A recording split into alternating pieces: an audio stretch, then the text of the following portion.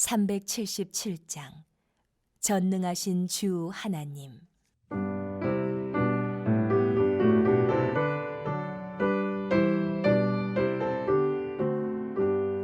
전능하신 주 하나님, 나는 순례자이니 나는 심히 연약해도 주는 고마옵니다. 하늘 양식 먹여주시옵소서.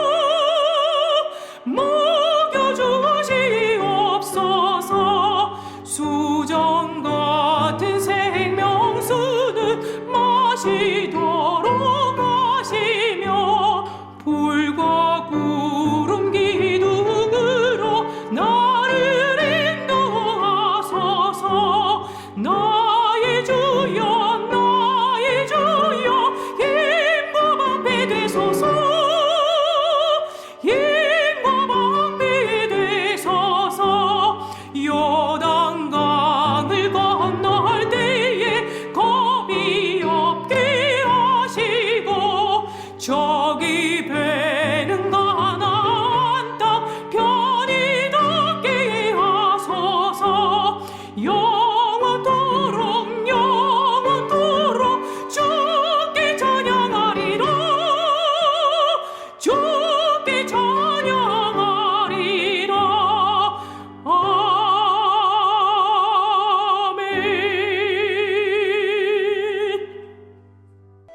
여호와께서 또 욥에게 일러 말씀하시되 트집 잡는 자가 전능자와 다투겠느냐? 하나님을 탓하는 자는 대답할지니라. 욥이 여호와께 대답하여 이르되 보소서, 나는 비천하오니 무엇이라 주께 대답하리이까? 손으로 내 입을 가릴 뿐이로소이다. 내가 한번 말하여 싸운 적 다시는 더 대답하지 아니하겠나이다. 그때 여호와께서 폭풍우 가운데서 욥에게 일러 말씀하시되 너는 대장부처럼 허리를 묶고 내가 네게 묻겠으니 내게 대답할지니라. 네가 내 공의를 부인하려느냐? 네 의를 세우려고 나를 악하다 하겠느냐? 네가 하나님처럼 능력이 있느냐? 하나님처럼 천둥소리를 내겠느냐? 너는 위엄과 존귀로 단장하며 영광과 영화를 입을지니라. 너희 넘치는 노를 비우고 교만한 자를 발견하여 모두 낮추되 모든 교만한 자를 발견하여 낮아지게 하며 악인을 그들의 처소에서 짓밟을지니라. 그들을 함께 진토에 묻고 그들의 얼굴을 싸서 은밀한 곳에 둘지니라. 그리하면 네 오른손이 너를 구원할 수 있다고 내가 인정하리라. 이제 소같이 풀을 먹는 배의 못을 볼지어다. 내가 너를 지은 것 같이 그것도 지었느니라. 그것의 힘은 허리에 있고 그 뚝심은 배의 힘줄에 있고 그것이 꼬리치는 것은 백향목이 흔들리는 것 같고 그 넙죽다리 힘줄은 서로 얽혀 있으며 그 뼈는 못관 같고 그 뼈대는 쇠막대기 같으니 그것은 하나님이 만드신 것 중에 으뜸이라. 그것을 지으신 이가 자기의 칼을 가져오기를 바라노라. 모든 들짐승들이 뛰노는 산은 그것을 위하여 먹이를 내느니라. 그것이 연잎 아래에나 갈대 그늘에서나 늪 속에 엎드리니 연잎 그늘이 덮으며 시내버들이 그를 감싸는도다. 강물이 소용돌이 칠지라도 그것이 놀라지 않고 요단 강물이 쏟아져 그 입으로 들어가도 태어나니 그것이 눈을 뜨고 있을 때 누가 능히 잡을 수 있겠으며 갈고리로 그것의 코를 꿰일 수 있겠느냐?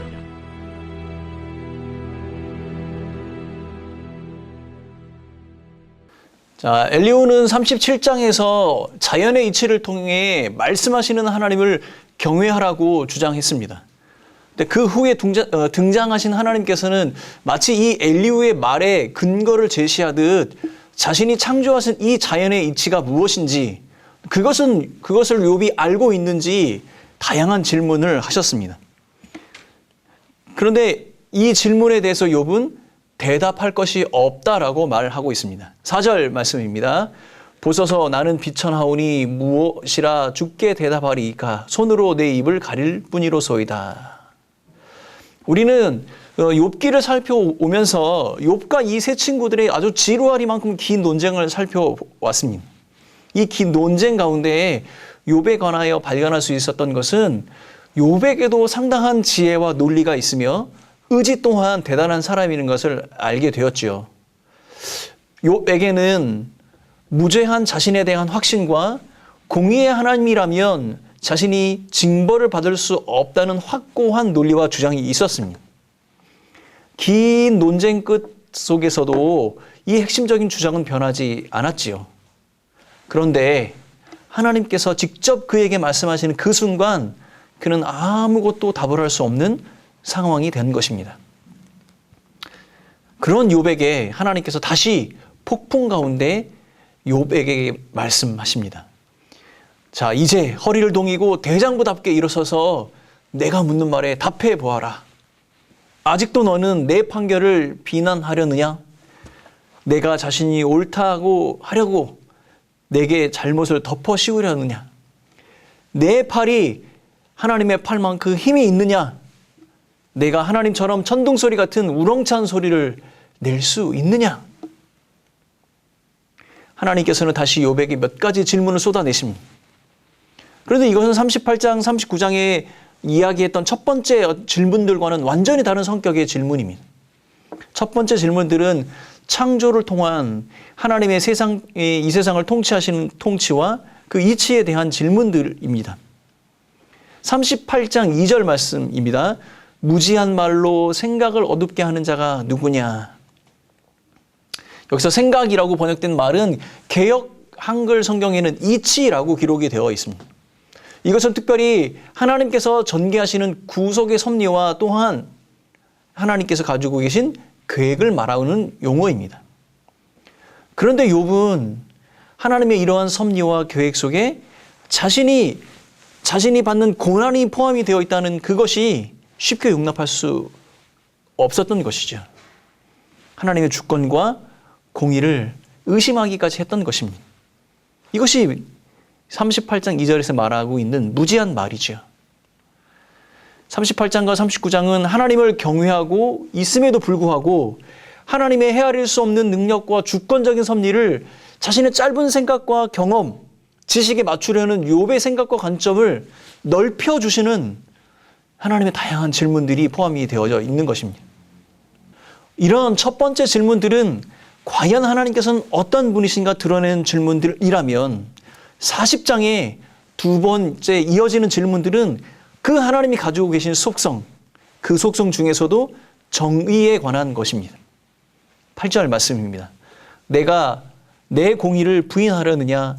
내 의를 세우려고 나를 악하다 하겠느냐?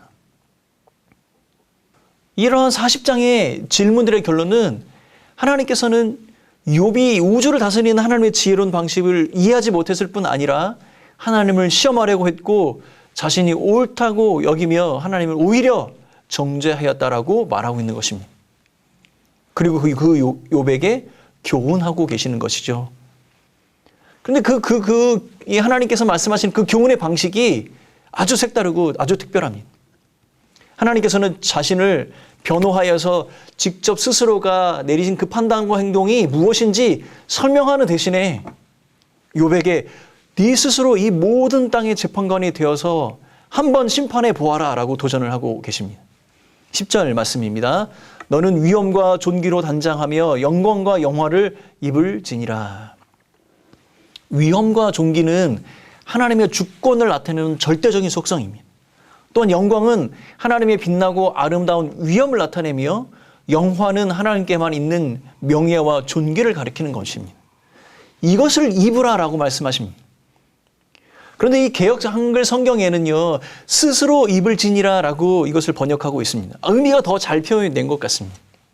하나님이 자신에게만 있는 위엄과 존귀와 절대적인 속성을 욥으로 하여금 치장하도록 요구를 하고 계시는 것입니다. 이것은 욥에게 욥 스스로가 전혀 취할 수 없고 흉내낼 수도 없는 그 사실을 깨닫게 하시기 위한 하나님의 역설적인 표현이자 말씀이신 것입니다. 자, 어디 한번 위엄과 존귀를 갖추고 영광과 용의를 갖추고 내가 나에게 말한 것처럼 교만한 자들 노려보며 내 끓어오르는 분노를 그들에게 쏟아내어 보아라. 그들의 기백을 한번 꺾어 보아라. 모든 교만한 자를 살펴서 그들을 비천하게 하고 악한 자들을 그 서 있는 자리에서 짓밟아서 모든 땅에 묻어보아라. 모든 얼굴을 천으로 감싸서 무덤에 뉘어보아라. 만일 내가 그렇게만 할 수 있다면 나는 너를 찬양하고 내가 승리하였다는 것을 내가 인정하겠다. 여러분, 이 말의 의미는 그래, 자꾸 불평하지 말고 네가 한번 해봐라 라고 이렇게 하나님께서 자포자기하는 그런 말씀을 하시는 것이 아닙니다. 이 말씀의 근본적인 전제는 욥, 너는 할 수 없을 뿐더러 이해할 수도 없는 영역에 관한 것이며 하나님의 주권과 섭리를 알고 있는 것이나 보이는 것이 전부가 아니고 너희가 알 수 없는 모든 영역에까지 미치는 것이 바로 나의 주권과 섭리이며 다스림이다 라고 말씀하고 계시는 겁니다.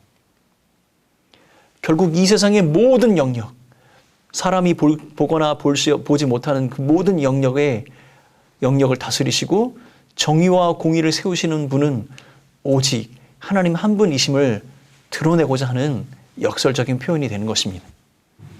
그 이후에 그 예로 베헤못과 리오에단이라는 동물을 등장하여서 설명을 이어가고 있습니다. 본문에 기록되어 있는 베헤못은 단수인 생명체를 가리킵니다. 그런데 이것이 복수형의 이름입니다. 이것은 어떤 추상적인 개념이 아니라 하나의 생명체임을 의미하는 것이고 어떤 장엄의 복수로 사용되어져서 우리가 상상할 수 없을 정도의 아주 강력한 존재임을 드러내고 있는 것입니다. 어떠한 사람도 그를 길들일 수가 없고 어떠한 사람도 그것을 다스릴 수가 없는 강력한 존재라는 것이죠. 그러나 그것의 기원은 피조물이기 때문에 하나님께 있습니다. 19절 말씀입니다. 그것은 하나님이 만드신 것 중에 으뜸이라 그것을 지으신 이가 자기의 칼을 가져오기를 바라노라. 베헤못과 이어서 41장에 등장하는 리오야단의 존재에 대해서 이해하기는 쉽지 않습니다. 그러나 본문만으로 유추할 수 있는 사실은 인간이 길들이지 못하는 아주 강력한 짐승이라도 하나님이 그를 지으셨기 때문에 그것들을 길들이고 다스리실 수 있다.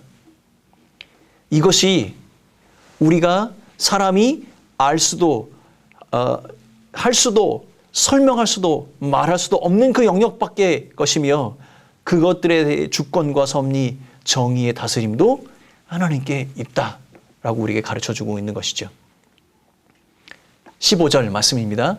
이제 소같이 풀을 먹는 베헤못을 볼지어다. 내가 너를 지은 것 같이 그것도 지었느니라. 하나님께서 우리를 지으신 것처럼 베헤못을 지었다고 말씀하고 계십니다. 우리 인생 안에 발생하는 알 수도 없고 헤아릴 수도 없는 그리고 그 생각할 수도 없는 그 고난과 어려움도 그의 주권과 섭리 가운데 그의 정의로운 다스림 가운데 있다는 사실을 우리에게 가르쳐주고 있는 것이지요. 내게 유익과 기쁨이 된다고 모든 것이 축복이 아니며 고통과 어려움을 준다고 그것이 형벌이 아님을 기억하는 우리 모두가 되었으면 좋겠습니다. 이 모든 것이 우리가 알 수 없지만 우리가 깨달을 수 없지만 말하고 설명할 수 없지만 이 모든 것이 하나님의 주권적인 섭리 그 정의로운 다스림 가운데 있음을 기억해야 하겠습니다. 우리 모두가 그리스도로 의롭게 될 때 모든 것이 협력하여서 선을 이루고 우리의 삶 가운데 은혜의 영광을 드러내게 하실 것입니다. 사랑하는 성도 여러분, 금그릇도 은그릇도 질그릇도 괜찮습니다. 우리의 고단한 인생길, 좁고 거친 광야 같은 성도의 길, 큰 믿음의 그릇으로 축복의 영광도 담고 고난의 은혜도 담아내는 믿음의 성도들이 되시기를 예수님의 이름으로 축원합니다. 사랑하는 성도 여러분, 오늘 하루도 우리의 삶이 하나님의 다스림 가운데 있음을 기억하고 믿음으로 아멘하고 받고 그 하나님과 동행하기를 소원한다면 고난도 영광으로 바뀌고 축복의 은혜를 더하시며 우리의 삶 가운데 하나님의 영광이 빛나게 드러날 것입니다. 그 하나님과 동행하시며 믿음의 길 걸어가시기를 예수님의 이름으로 축복합니다. 함께 기도하겠습니다. 사랑하는 하나님 아버지, 이 아침에도 하나님의 은혜와 축복을 간절히 기원합니다. 주님의 은혜 가운데 우리를 품어주셔서 고난도 하나님의 기쁨으로 받고 영광도 축복의 은혜로 받으며 하나님과 동행하는 우리의 성도들이 되게 하여 주옵소서. 우리 하나님과 동행할 때 고난도 변하여 축복이 되고 그 축복의 은혜가 더 깊어져 우리의 삶이 영원하게 빛나는 것을 기대하는 믿음의 성도들이 되게 하여 주옵소서. 감사하고 이 모든 말씀 예수님의 이름으로 기도하오며 지금은 우리의 축복이 근원이 되신 예수 그리스도의 그 크신 은혜와 하나님 아버지의 사랑하심과 성령 하나님의 동행하심이 이 자리에 머리 숙인 성도들과 교회 공동체 위에 영원히 함께 있을지어다. 아멘.